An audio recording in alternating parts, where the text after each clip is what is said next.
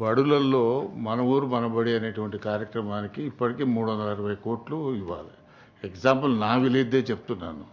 వాడు సగం పని చేసి పెట్టాడు, పిల్లలంతా చెట్ల కింద కూర్చుంటున్నారు. చలికాలం వేడ కూర్చోవాలి చెప్పండి. నేను నా విలేజ్ విషయం ఇప్పటికి 1 ఇయర్ నుంచి చెప్తా ఉన్నాను. ఇక్కడ ప్రిన్సిపల్ సెక్రటరీ యోగితారాణి గారు కూడా ఉన్నారు. వారికి పర్సనల్ లెటర్ రాసినాను, డిప్యూటీ సీఎం గారికి చెప్పినాను, సీఎం గారికి చెప్పినాను. మీరు ఇంత పేమెంట్ చేస్తున్నారు, 360 కోట్లు మన ఊరు మనబడి చేసడం ఒక భాగం. 2, ఈ ప్రభుత్వం వచ్చినాక అమ్మ ఆదర్శ పాఠశాలను పెట్టినారు. దాన్ని మీరు ఏం చేసినారు, మైనింగ్ సెస్కు అటాచ్ చేసినారు. ఆ మైనింగ్ సెస్ వచ్చిన దగ్గరనైతేనే కొంత పేమెంట్లు ఇస్తున్నారు, లేని దగ్గర అవి కూడా ఆగిపోయినటువంటి పరిస్థితులు.